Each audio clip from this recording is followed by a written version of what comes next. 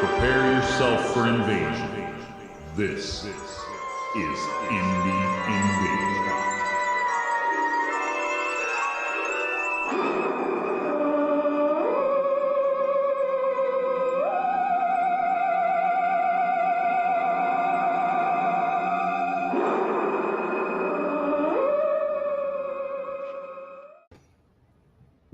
Boom, baby. I was trying to beat that to the punch there. You Commenting, did not, there's some people. not beat the punch. Oh, look, it's Kentucky Fried Gamers. What's Yep. happening, buddy? What's up, guys? Glad to. Oh, there's Alder. Good morning, Alder. Down under. What's happening? Eric is cleaning up a mess. I'm still looking for. I think I'm missing one or two of my Vietnam guys. They bounced, so they're probably way over there, like 10 Eric feet away. Dropped a whole tray of miniatures. It's about 20 miniatures. Yeah, it's rough. So I'm going to start with apologizing for missing last week because I texted Eric and I was like, hey, man, we might lose power because we got a bad thunderstorm going on. Like 5 minutes after I texted him, it was like, okay, we just lost power. And we lost power at 8:30. We got it back at 4:30 in the morning. So, ooh, it was out that long, huh? yeah, it was off for a long time. It came back on once, and then I heard the transformer right outside my house blow, and then they were back again, and it didn't come back up till 4:30. Alder wants to know if I cried. Yeah, I kind of almost did. I kind of bit my tongue there, wanting to say other things, but When he yeah, dropped his minis. But you know what? He handled it very well. He was very calm. He said, "Whoops, I dropped my miniatures." That was it. Inside my monologue was going. You did so well. It was perfect. I should have used my phone. I could have used my phone, but it would have been pitch black behind me. It'd have just been like this little. You know what it would have looked like? It would have looked like Blair Witch Project starring Mac. That's what it would have looked like. Right. If any of you guys have seen that. Run around the house going, ah! And then I woke up all the kids. So oh, man. That wouldn't have worked anyway. But, well, I would say, would you like to show us what you've been working on this week, Eric? Well, I think instead of picking up the whole thing, because what I do is I put my miniatures on a cutting mat. That's kind of because it's easy to slide around and stuff. Yep. And well, I was sitting there holding it, trying to show Mac all the cool stuff I worked on this week, and it just buckled. It went, vroom, and things just, and of course, reaction. You try to catch it, and I think that made it worse. More of them go everywhere. Oh, maybe one much with us. Oh, he's gonna play a little fistful of lead. Nice, cool. Tales of Horror. It is getting closer to October.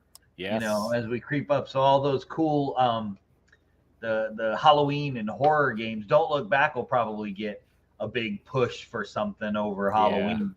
I know there's a member on that Facebook group that's been I haven't checked him out yet, but he came up with rules for critters, and he actually did some 3D design of some resin miniatures for critters. I want to check those out.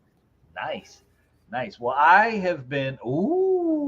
There's one I dropped. Right? Shadows of Brimstone. Yep. So we're talking of kind of getting close to creepy time. Yeah. Well, I have been working really hard on Necromunda. Yeah, if you guys haven't seen, Mac posted, and I shared it in our Facebook group today. He shared over on the Coastal Con a little video that he made. If you guys been kind of following his progress in what would you call that? Not kid bashing, but just it's toy repurposing. It's toy bashing is what it is. So I remember a long time ago there, I think it's still out there. There was a group called Toy Hammer, and basically I remember that one. It was Warhammer, but just using toys. And that's kind of where I got my start doing that kind of thing, where I would repurpose toys. But I've been looking for repurposing toys. Watch, see, here you go, Ray. Yeah, he showed this to me earlier, and he was trying to tease me because he knows I'm a Star Wars addict, and he's showing me a Millennium Falcon that I know that he's going to destroy. I'm not going to destroy that one. I'm just going to repaint it, and I'm going to use it. It's weather it? You're going to weather it a little bit? Yeah, it's going to serve a purpose.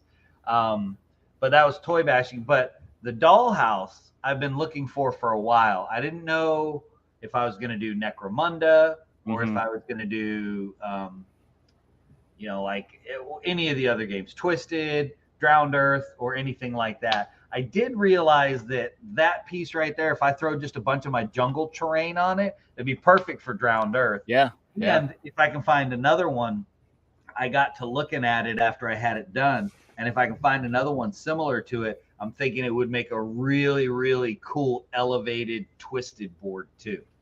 So that's what I'm going to do. What's up, Spaz? Uh-oh. Alder, you just ordered some burros and badgers this week? Maybe it'll sit on his desk for about a year and a half, half done, unfinished. He'll probably beat us. Look, you missed 2 dings, and Alder and Spaz both got you. Where? From you. Yeah. Yeah, see? Come on. And now you're getting all kinds of grief from everybody. Hey, I'm sitting here trying to figure out why my camera's out of focus, so... it's because you held your miniature up. Yeah, so probably. I'm excited. I set the table up, and I spread out a bunch of my other Necromunda terrain because we'll have at least 4 people. There you go. We'll have at least 4 people over playing Saturday in our campaign. So that's cool. That's cool. You got the group is rocking and rolling for that. Yeah, we're doing good. We actually have 5 guys that are playing. I kind of drop out as needed. I'm playing the Spires. Okay. I kind of drop out as needed and kind of arbitrate the campaign. I pulled some of my old Gene Stealers out. Some giant monster worm things that are in the Millisaurs and Ripperjacks, things like that are in Necromunda that I'm repurposing other miniatures to be. Yeah. You're proxying basically. And that kind of actually segues into what we're going to kind of continue talking about because I have so much stuff that I want to get done for this Necromunda game.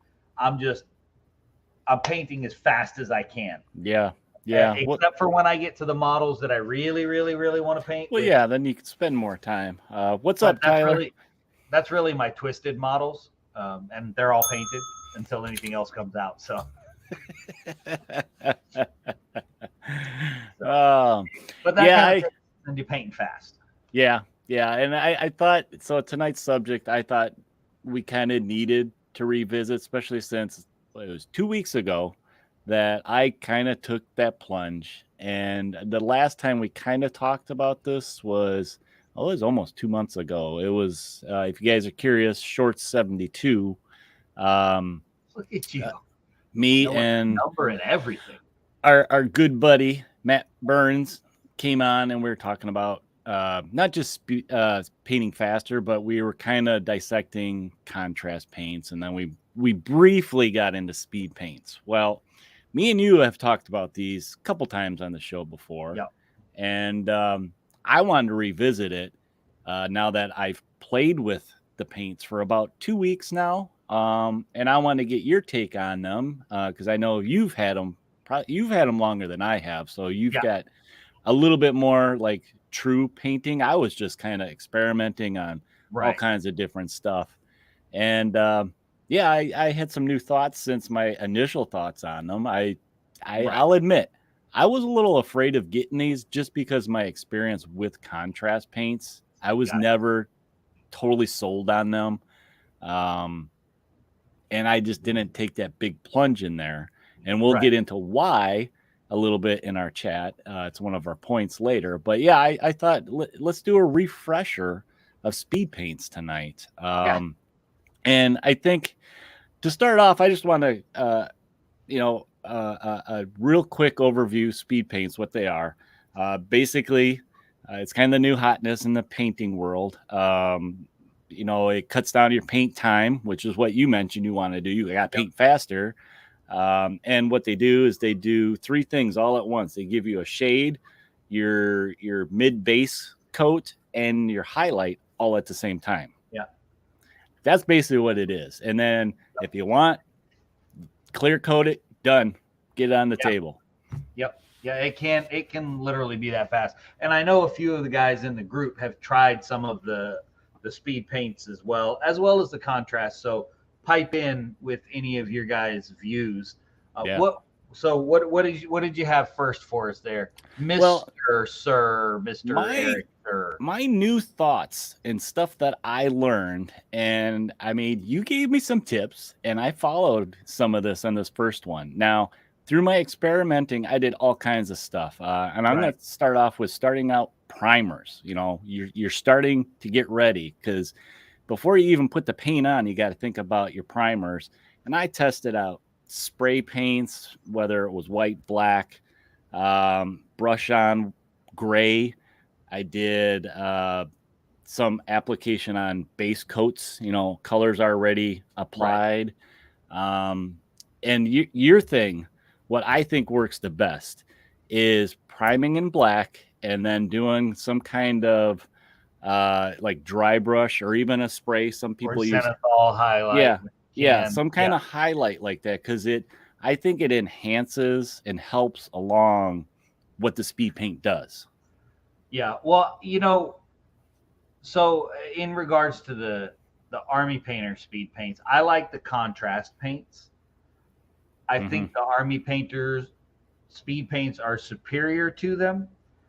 They seem to have more, I don't know. See, I'm not artist. I'm not an artiste like you, so I'll get all the terminology wrong. But they're brighter. They're more robust. The colors are. But having said that, I'm looking forward to trying out some of the new contrast paints that they're going to be releasing, because I suspect that some of that is what you're going to see in those new ones as well. You're going to see that kind of improved, bolstered color. Yeah. And I like it. It goes so fast. So one of the things I thought about, and the reason that I wanted to touch on this again was the subject. Was when you and Matt were talking, I rewatched it, and one of the points you guys made was you have to be careful about making mistakes, right? Because of, you know, you're putting the paint right over your primer. It's not as easily fixed as regular paint. I didn't actually find that to be a problem. So when I did make a mistake, I would keep whatever color I primed in handy. And I would if you just hit that spot where you got it wrong with the brush, and you know, whether you used white or gray, and go over that spot, then you've just restored it back to what the primer was. Does that make sense? Yeah, you're kind of resetting, basically. Yeah, and you can fix it. Okay. And I haven't, and I will say one thing about doing that is with the speed paints, there was no difference in the coloration. Like if I had to go back and fix something.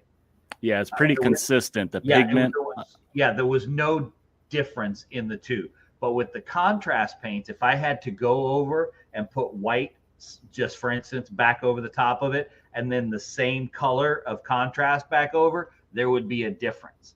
Yeah. It would be very subtle, but there would be a difference. And I haven't seen that in the Army Painter ones when I've had to fix mistakes. No. And that was one of the other things that I kind of learned through all the different experimenting, like whether it was a model that had a lot of detail or one that had big, large areas that were smooth and flat, like shoulder pads or shields, was that the Army Painter paint, when it dried, it actually dried, and when you were applying it, it kind of smoothed out.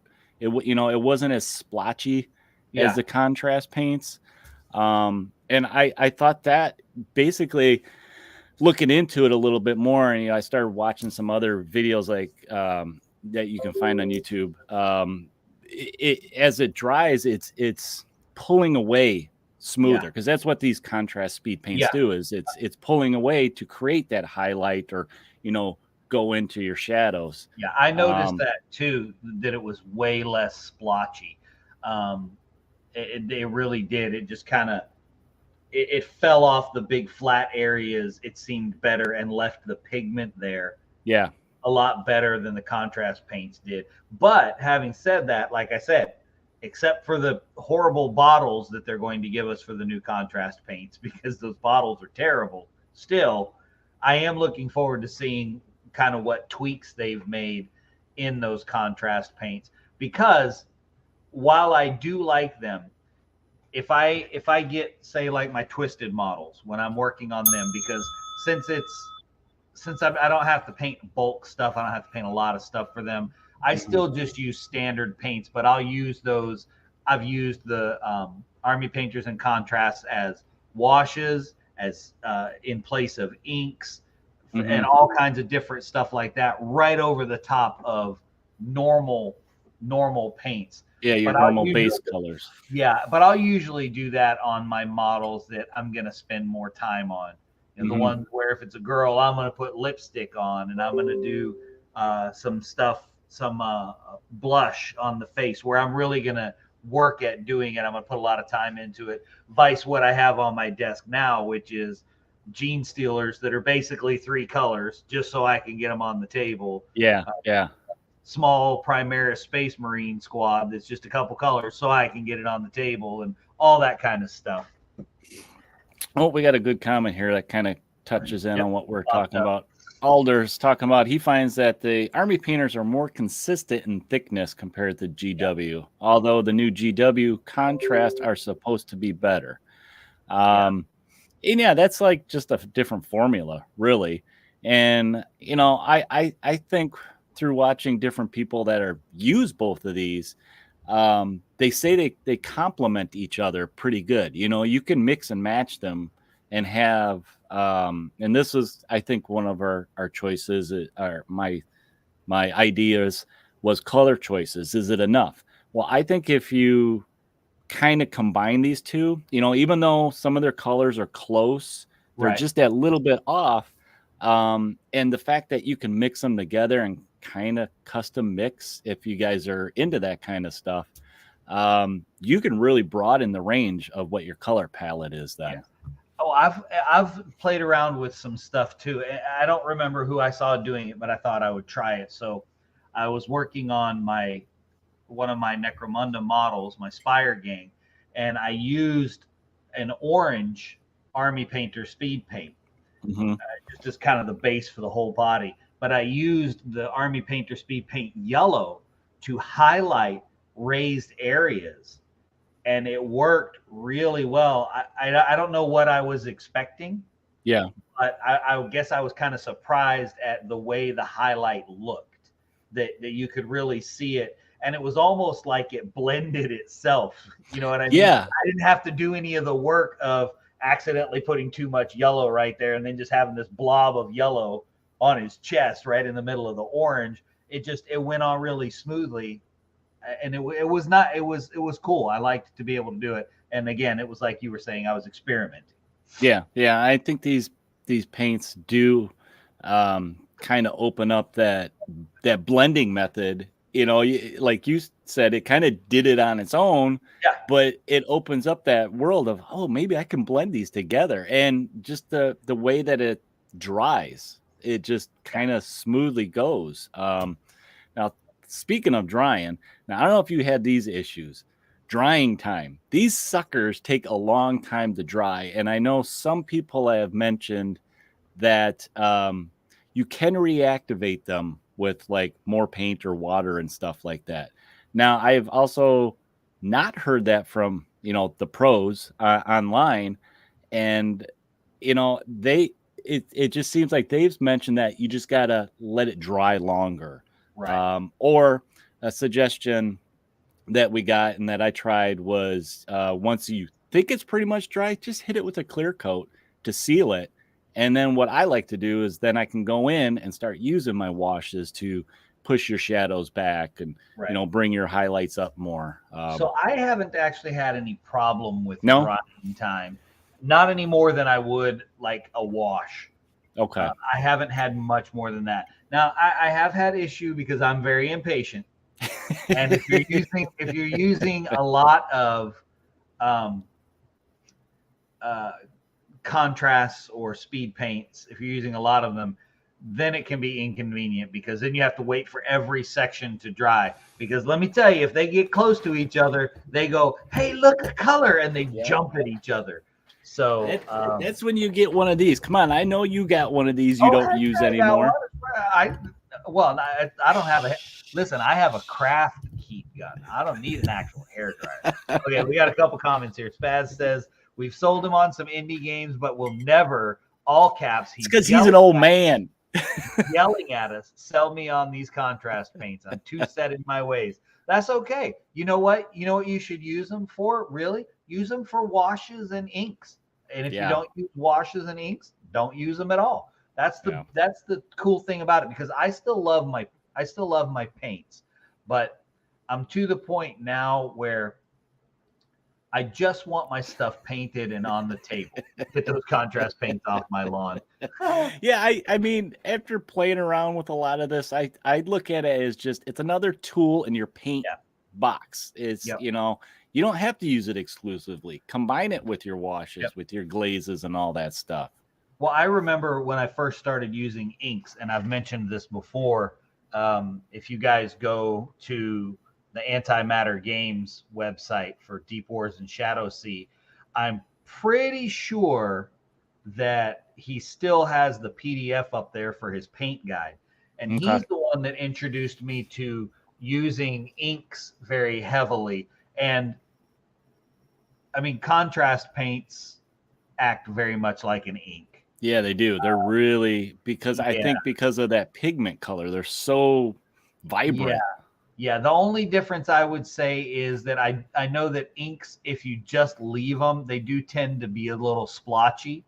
Yeah. If you do on those flat areas, whereas whatever chemical combination they're using in the Army Painter ones, to be very specific, like you experienced as well, it doesn't have a lot of that splotchiness. But like I really like Game Ink Purple, the violet.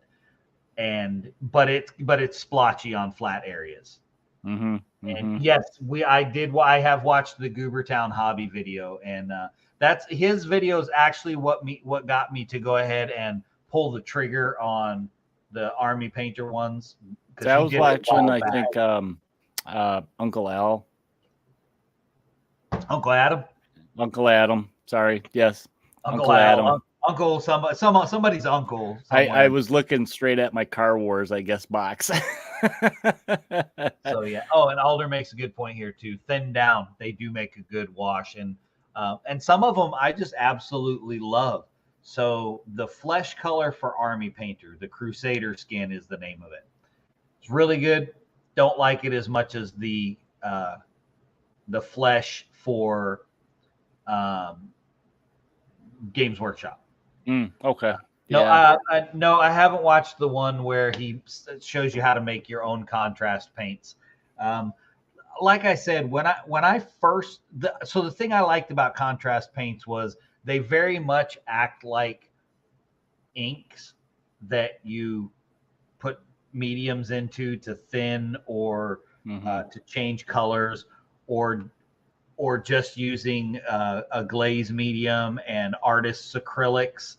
And like I said, I would encourage everybody to go check out that painting guide. It's a free painting guide that Eric Louchard has on the Antimatter Games website, because he's a phenomenal. Oh, Antimatter gets one too. Well, it's a plug. He's a phenomenal painter, and his techniques are just, they're really good and really interesting. So, all right, what you got next? Oh, Mini Warmut says, okay, I am not familiar with the Goobertown video where he converts Space Marine into fishing lures and caught fish. I mean, shiny. I mean, you got to do something. If you had an old metal dreadnought, you could just knock the fish out. Yeah, really. Yeah. You throw it out there and hit him in the head with it and knock him out. So I think I want to wrap up the talk of like speed paints, the Army Painter specifically. Best parts overall, and this is from me playing around with them a lot. And the number one thing I think with these versus contrast is price. Speed paint is about half as much as contrast. I think the contrast paints per bottle is like about $7.50, where speed paints, if you break down, I mean, they just had the big sets now, but if you break them down, they're about $3.50. Now, eventually they'll probably have those single bottles, or if they release more colors, they already you can do. get them. You can already get them. Yeah. Okay. And I think it realistically, anybody that's kind of interested, like I was, if price was holding you back, I think this is almost kind of a worth trying. Even just getting a small set of the speed paints, where I think you're getting 12. So, and it's like half the price of that big mega set they have. Yeah. Or some single ones, and trying out. Just get the hardened leather. You won't regret it. Yeah. And put it on models. If you're just starting off and you're worried about ruining a model, just pick up some of those quickie models, single models that see you later, Alder. Wizards of the Coast puts out, or any of those single models, and try them out and experiment. Right.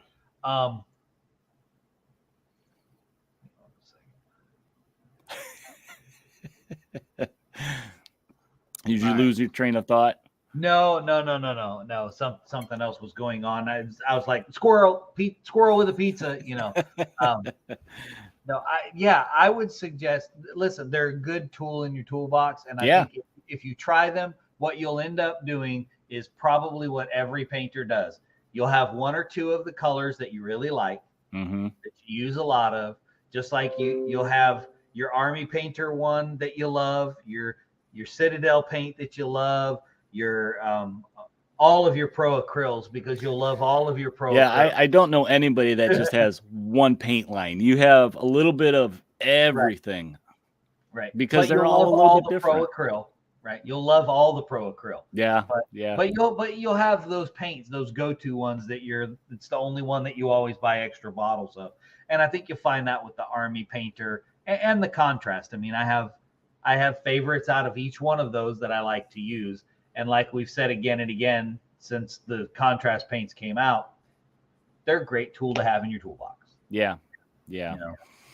Let's see, what else did I have for the closing here is, I wanted to ask you, what do you think about the droppers with the agitator in it versus the little pots? I know some people prefer the pots.